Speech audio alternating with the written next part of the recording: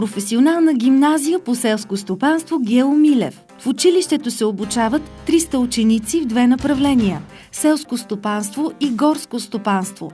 В 3 форми на обучение – редовна 150, задочна 105 и самостоятелна 45.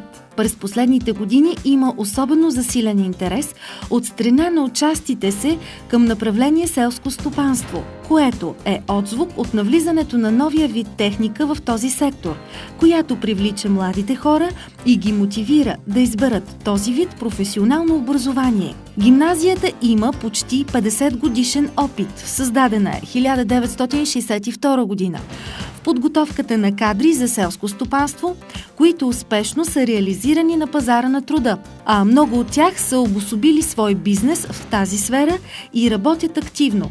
Добре развитата материална база, състояща се от 20 кабинета, 2 компютърни зали, оборудвани с модерни компютри, библиотека, фитнес зала, 10 учебни работилници, 3 лаборатории. Общежитие с 100 легла дават възможност за успешно обучение на учениците. В гимназията работят преподаватели с многогодишен опит, които повишават непрекъснато професионалната си квалификация в обучение, свързани с европейската политика за селското стопанство и горите.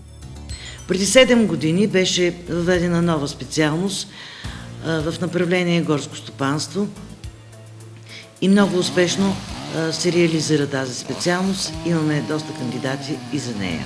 Съществуването на училището се дължи на голямата материална база, която е разположена на почти 100 декара площ, от която застроена площ е около 40 декара.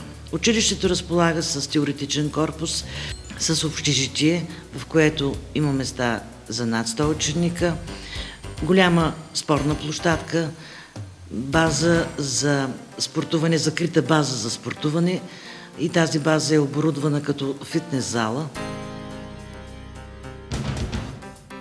Обучаваме ученици в дневна форма на обучение, в задочна форма на обучение, самостоятелна форма. Училището притежава 6 лиценза и дава правоспособност за категории Б, С, ТКТ, ТВК и ТВКЗ.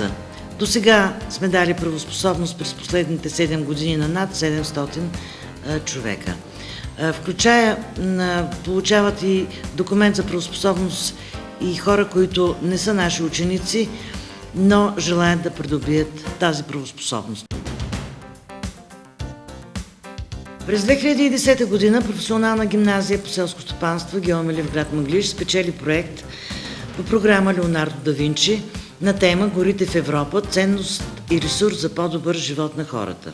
Този проект имаше за цел да обучи 20 ползватели, които да бъдат на практика в Италия за 3 седмици, с цел да повишат тяхната професионална квалификация, професионална компетенция и умения, придобити в България чрез учебна практика в реална работна среда по действащи европейски стандарти. Специфични цели на проекта са повишаване на професионалните компетенции на ползвателите чрез усвояване на италианския опит в управление на горското стопанство на екологична основа, усвояване на опита на водещи горски стопанства и разсадници от европейски тип, заимстване на нови професионални компетенции чрез съвместна работа с италиански специалисти, подготовка на ползвателите за професионална реализация на европейския трудов пазар.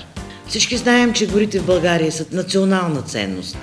Бъдещите специалисти, участници в проекта, ще видят на практика как ресурсите на горските екосистеми в Италия се пазят, за да обогатяват своите екологични, социални и икономически функции за подобряване качеството на живот на хората. Учениците от професионалната гимназия в Мъглиж имат отлична теоретична подготовка от обучението си в България, но нямат реален опит в страна с традиции в прилагане на европейски стандарти в управлението на горите, важен фактор за екологичното равновесие в Европа. Ползвателите бяха подбрани на основа успех и мотивация. Те бяха подложени на езикова подготовка в рамките на 100 часа, също така на професионална подготовка и на културна подготовка. Всичко това беше в тяхна полза и им помогна да проведат успешно практиката в Италия.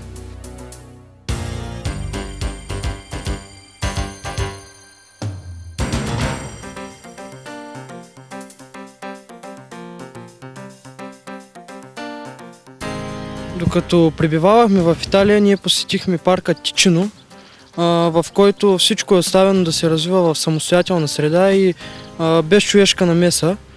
Водачът, който ни води, обясни, че в самия парк няма незаконна сеч и всичките животни са оставени да се развиват на спокойствие да са. В непосредствена близост до самия парк се намира реката, която носи същото име. Ние я посетихме с лодка. Докато се разхождахме по реката, видяхме, че лебеди и патици мътят необезпокоявано.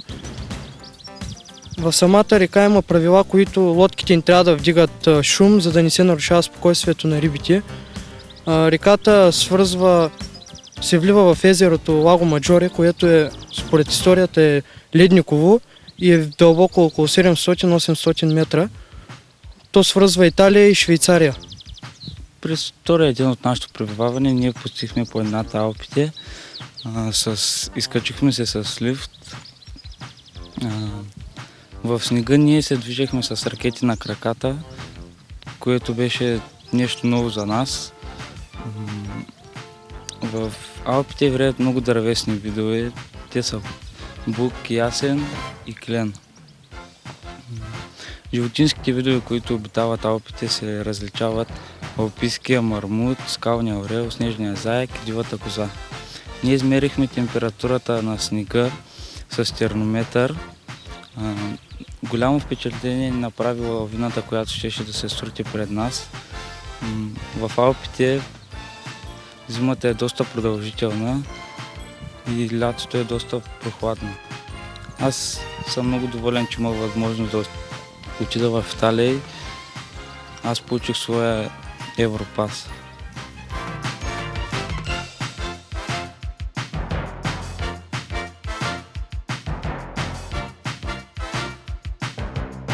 В Италия посетихме разсадници. В тях видяхме машина за пълнене на контейнери с почва. Почвата е обогатена с различни торове.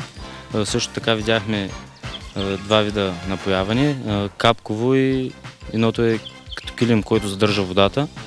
Видяхме два вида засяване. Едното е в контейнери, другото е директно в земята.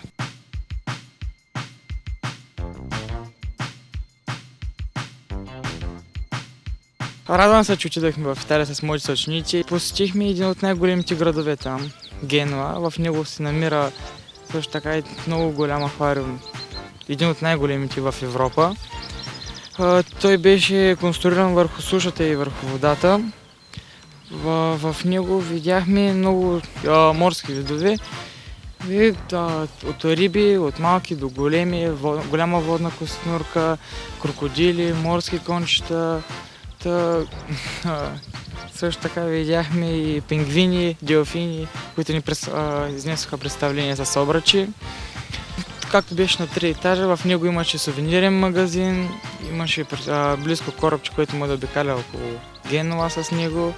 Бяхме добре посрещнати в първото градче, бяхме много доволни, навсякъде бяхме доволни изцяло. Радвам се много, че създадохме много приятелства, може би ще имаме обмен с ученици оттам.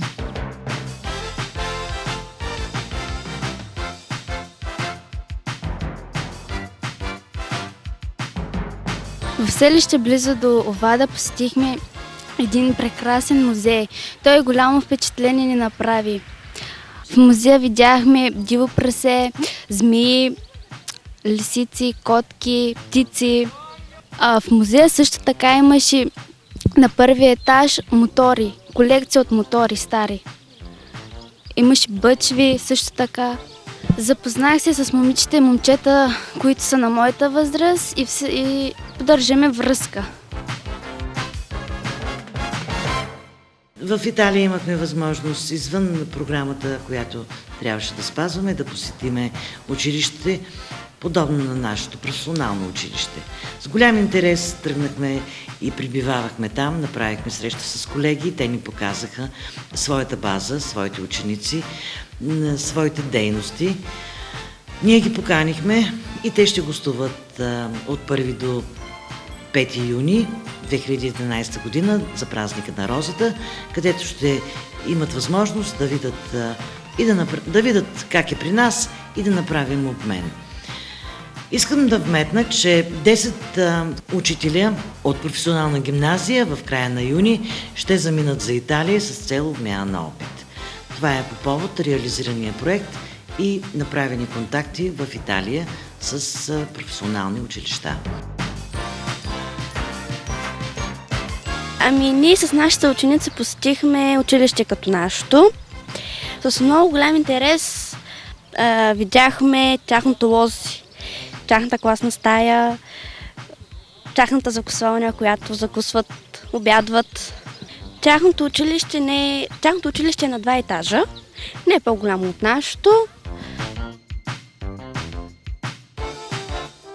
Там главната цел на разсадниците е когато дадена местност има нужда от залесяване, те дават дадени дървета и за това се засаждат. Също така имаше много различен за нас вид дърво. Как беше? Европейска лиственица. Европейска в Алпите. Да допълня за разсадниците, в вторият разсадник, който посетихме, видяхме хладилна камера, в която се съдържа семето и при поръчка се вади оттам и може да се засее по всяко време на годината. Тя симулира зимния сезон всъщност тази хладилна камера. Например, на полято тя симулира, че е зима и даденото дърво се расте както се навчи в зимна обстановка, но просто присажда зимата. Ние ходихме на басейн, имаше наши съученици от Пловдив и те бяха там. Ходихме на спортна тренировка, ходихме на спа хотел, на спа център. Също така бих казал, че дори от един от най-малките басейни, които имаше водна парзалка закрита, открита. За децата си имаше отделен басейн, джакузи, бани, фитнес зала, абсолютно различни неща, както в България. Нашите съученици от Пловдив също така спечелиха 3 златни медала, 1 сребърен и 2 бронзови. В спа центъра видяхме много разнообразни сауни. Имаше чрез дърва, чрез пара, чрез слама.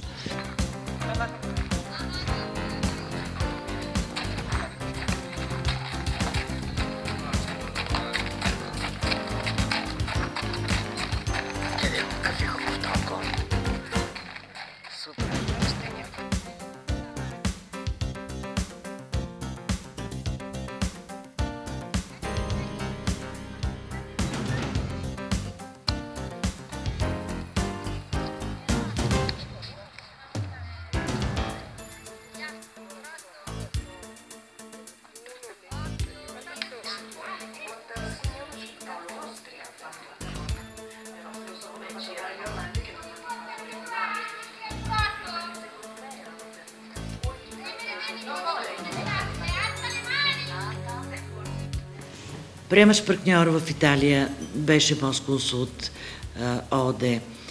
Изключително сме доволни от тяхното партньорство, от тяхното гостоприемство, от тяхното внимание, което оказаха. Не е тайна, че ние направихме програмата за Италия съвместно. Те ни предложиха много атрактивни места, много културни развлечения, спортни развлечения. През цялото пребиваване всеки ден бяхме на различни места. Пътувахме и се наслаждавахме на природата в Италия, защото нашата цел е да видим италианската природа, италианската растителност, италианските разсадници, но никога не забравяхме за България.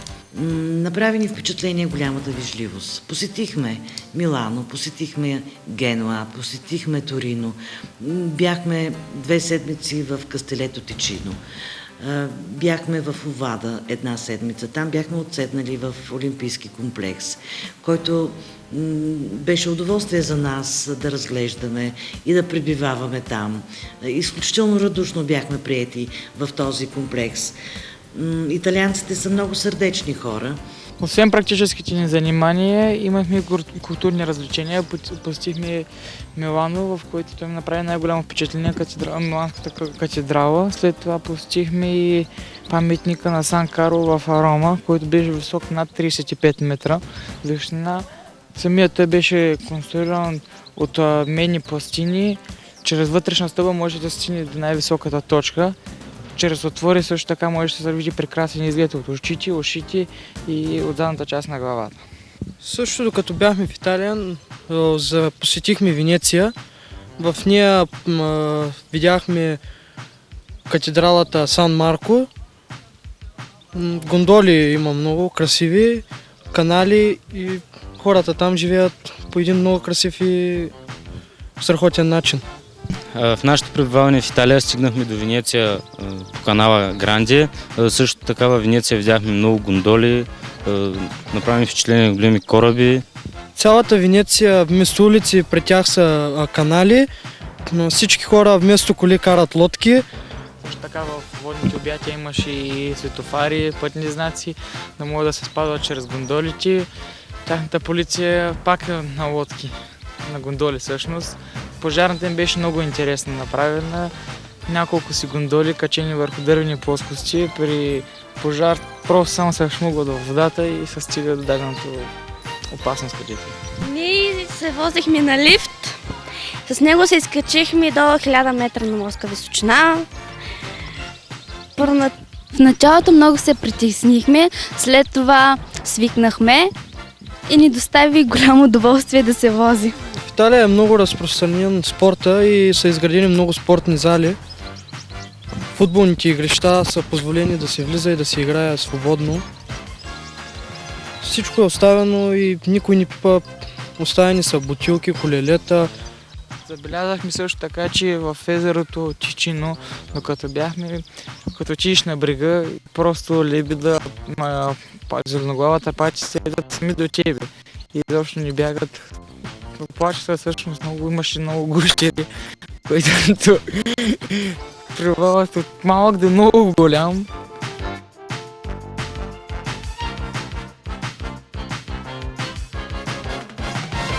Това е първият спечелен проект за училището. Много добра атестация за гимназията. Надявам се, че всички тези деца, които имаха щастието да посетят Италия и да пребивават 3 седмици там и да разгледат европейските страни, през които минавахме, ще разкажат на своите съученици и приятели за всичко видяно.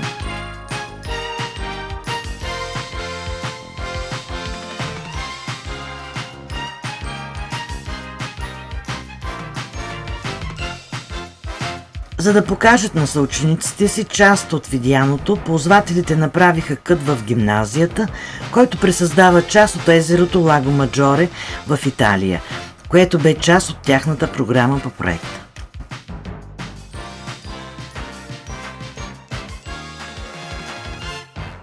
Дипломи и сертификати за европейско обучение получиха зрелостниците от професионалната гимназия по селско стопанство в град Мъглиж. 12-класниците от професионалната гимназия по селско стопанство Гео Милев в град Мъглиж бяха изпратени чрез тържествена церемония. Тогава ръководството на уникалното за региона училище, подготвящо специализирани кадри за селското и горското стопанство в България, връчи сертификатите за участие в международния проект на учениците, както и призовете за първенците на випуска. Професионалната гимназия по селско стопанство в град Мъглиж финализира европейски проект «Горите и хората». Поредния випуск изпратихме, който е успешен. Това бяха много добри момчета и момичета, които достойно пребиваваха в училището, обучаваха се и надявам се ще вземат и диплома за завършено средно образование след успешно положените матури преди няколко дена. Ведно с това приключихме и дейностите по проекта "Горите в Европа" ценност и ресурс за по-добър живот на хората и в присъствието на всички бяха връчени сертификатите, които учениците получават. Всички ученици успешно приключиха практиката в Италия и получават своите сертификати, които са им добра виза за по-нататък в живота.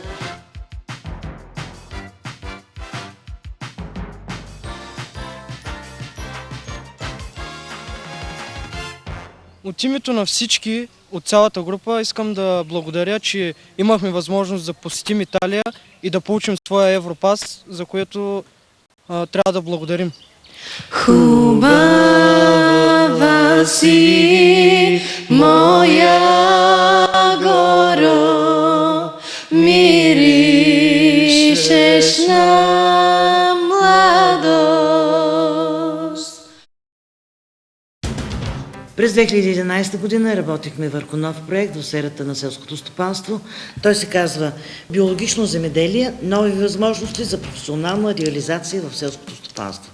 Надявам се на нов успех и на нов късмет за още 20 деца, които ще бъдат отново в Италия, за да могат и те, само че в друго направление, да обогатят своя професионален опит и да допият европейски опит и компетенция.